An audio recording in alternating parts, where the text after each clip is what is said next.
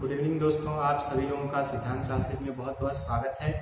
और अब हम लोग फिजिक्स में अध्ययन करेंगे विद्युत क्षेत्र का। इलेक्ट्रिक फील्ड क्या होती है।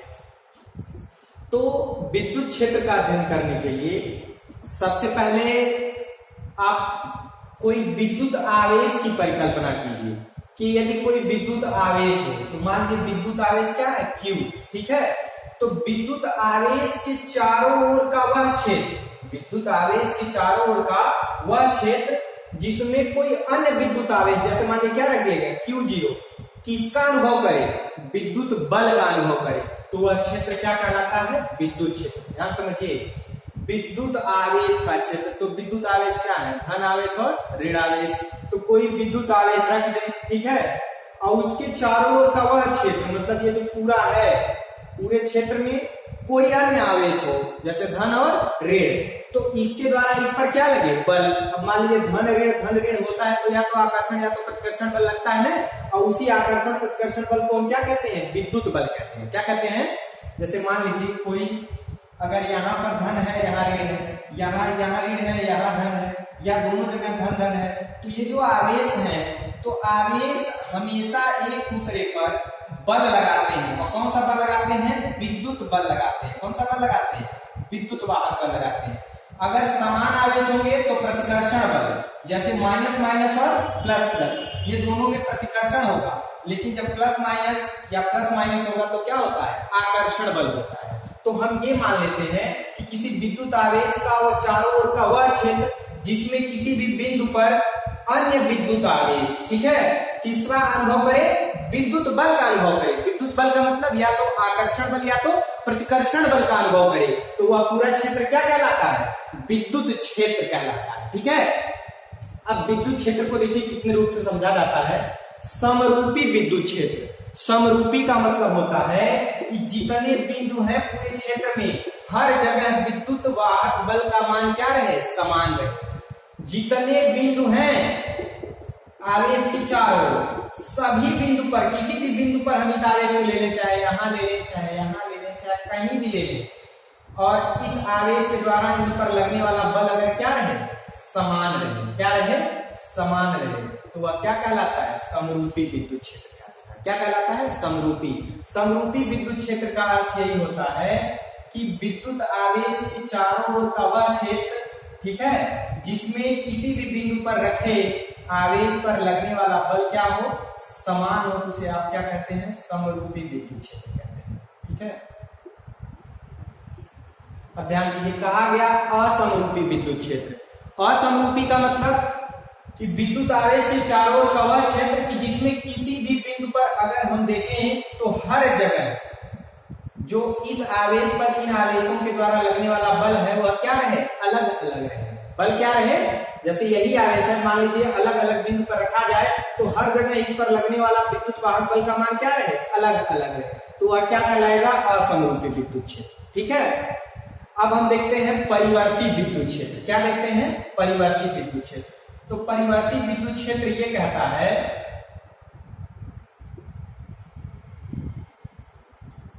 परिवर्ती विद्युत क्षेत्र ये कहता है कि ये आवेश एक ही जगह हो, मतलब एक आवेश के चारों ओर तो क्षेत्र होता है और दूसरा आवेश हम रखते हैं इस प्रैक्टिकल को करने के लिए, तो आवेश एक ही बिंदु पर हो, लेकिन समय के साथ ये विद्युत बल का मान बदलता रहे। जैसे मान लीजिए जो विद्युत बल इस पे लग रहा है, आकर्षण या प्रतिकर्षण बल, एक समय के बाद कुछ और लगने लगे, एक समय के बाद कुछ और लगने लगे, अर्थात बदलता रहे, उसे क्या कहते हैं, परिवर्ती विद्युत क्षेत्र कहते हैं। अब अगला टॉपिक क्या है, अपरिवर्ती विद्युत क्षेत्र। अपरिवर्ती विद्युत क्षेत्र का मतलब होता है कि अगर एक ही बिंदु पर ये आवेश रखा गया है तो समय के साथ इस पर जो बल लग रहा हो वो नियत रहे, न बदले, अर्थात अपरिवर्तित रहे, उसे क्या कहते हैं, अपरिवर्ती विद्युत क्षेत्र कहते हैं। ठीक है, देखिए एक बार आप फिर से समझ लीजिए कि विद्युत क्षेत्र कैसे आप बताएंगे। तो कोई एक आवेश, ठीक है, जिसके चारों ओर का वह क्षेत्र जिसमें कोई अन्य विद्युत आवेश रख दिया जाए और वह यह क्या करे, इस आवेश के द्वारा विद्युत बल का अनुभव करे, तो यह पूरा क्षेत्र क्या कहलाएगा, विद्युत क्षेत्र। हमने बताया जैसे यहाँ पर कोई भी आवेश ले लीजिए, धन ऋण, यहाँ पर भी कोई आवेश ले लीजिए, तो धन या ऋण अगर कोई भी आवेश है तो एक दूसरे पे बल लगाएंगे और वही विद्युत बल होगा। तो अगर कोई दूसरा आवेश किसी आवेश के चारों रखने पे विद्युत बल का अनुभव कर रहा है तो यह पूरा क्षेत्र क्या कहलाता है? विद्युत क्षेत्र कहलाता है। अब विद्युत क्षेत्र समरूपी भी हो सकता है। समरूपी का मतलब ये आवेश हम कहीं भी किसी भी बिंदु पर इस पे ले लें, हर जगह विद्युत बल का मान क्या हो? समान हो, तो समरूपी विद्युत क्षेत्र। अब मान लीजिए कि यह आवेश हम अलग अलग बिंदु पर ले रहे हैं और सब जगह यह विद्युत बल का मान क्या हो?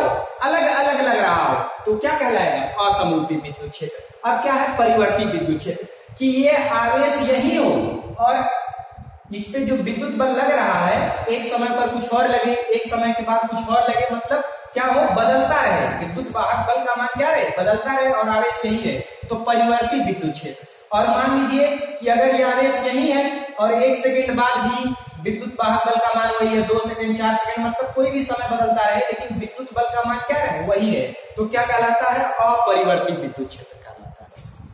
चलिए अब हम देखते हैं कि विद्युत बल रेखाएं क्या होती हैं। देखिए जब भी आप विद्युत क्षेत्र का अध्ययन करेंगे तो विद्युत क्षेत्र का अध्ययन करने के बाद आपको विद्युत बल रेखाओं को जानना जरूरी है, क्योंकि विद्युत क्षेत्र को जो समझा जाता है वो विद्युत बल रेखाओं के द्वारा ही समझा जाता है कि विद्युत क्षेत्र प्रबल है कि दुर्बल। जैसे जहां इलेक्ट्रिक फील्ड क्या होता है कि उसका हाई पावर होता है, कहीं कहीं होता है लो पावर होता है, तो इसको कैसे समझा जाता है? तो फैराडे ने सुझाव दिया। किसने दिया? फैराडे ने। देखिए लिखा गया है कि फैराडे ने विद्युत क्षेत्र को समझने के लिए विद्युत बल रेखाओं का सुझाव दिया। फैराडे ने विद्युत क्षेत्र को समझने के लिए किसका सुझाव दिया? विद्युत बल रेखाओं का सुझाव दिया। देखिए रीजन समझिए कि अगर आपको विद्युत क्षेत्र को समझना है तो आप क्या समझिए? विद्युत बल रेखाओं को समझिए। तो क्या है ये? विद्युत क्षेत्र में खींचा गया हुआ काल्पनिक वक्र, ठीक है? वक्र का मतलब ऐसे घुमावदार।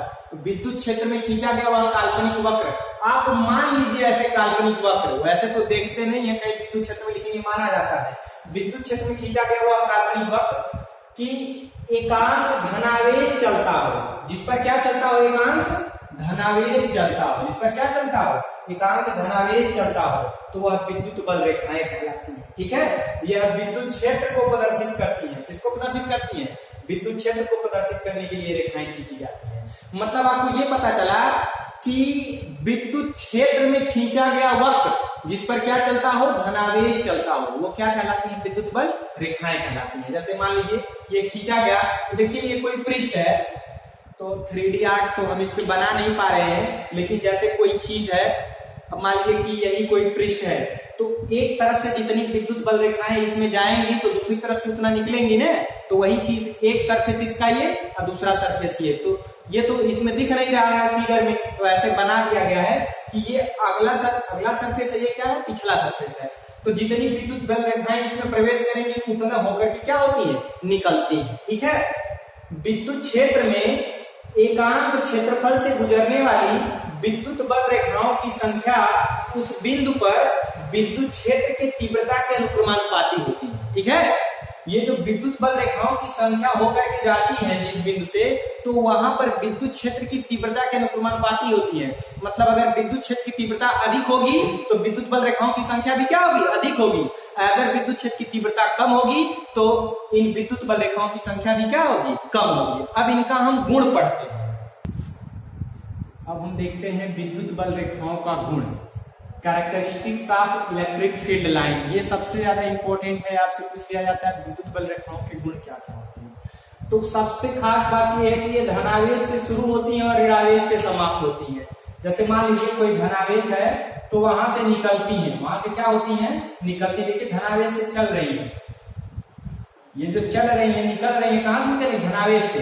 अब पहुंचती किस पर है? ऋणावेश पर। तो ऋणावेश की ओर पहुंचती है, इसलिए देखिए एरो इधर दिया गया है।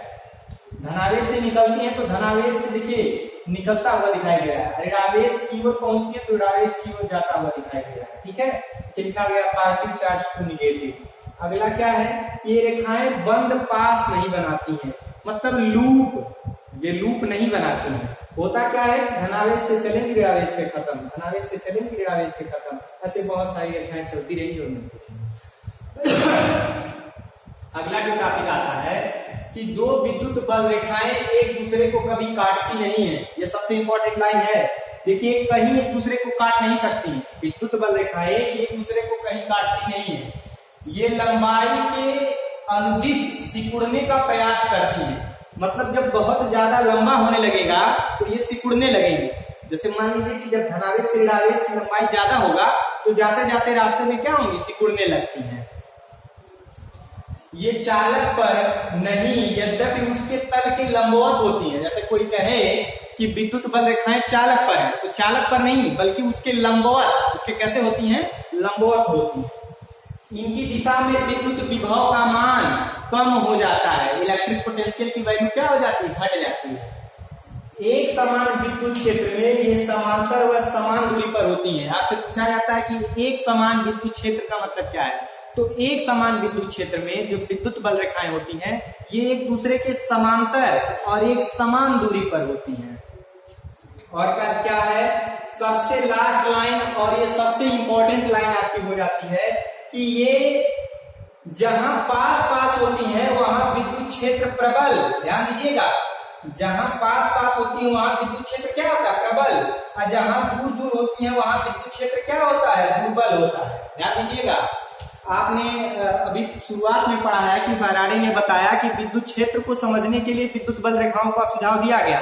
तो लास्ट क्या कह रहा है कि जहां ये पास पास होती हैं वहां विद्युत क्षेत्र प्रबल, और जहां ये क्या होती हैं, दूर दूर होती हैं वहां विद्युत क्षेत्र क्या होता है, दुर्बल। अर्थात इनसे हम विद्युत क्षेत्र को क्या कर ले रहे हैं, आसानी से समझ ले रहे हैं। तो ये टॉपिक आपका यही समाप्त होता है। आप लोग एक दूसरे से साझा करें, लाइक करें।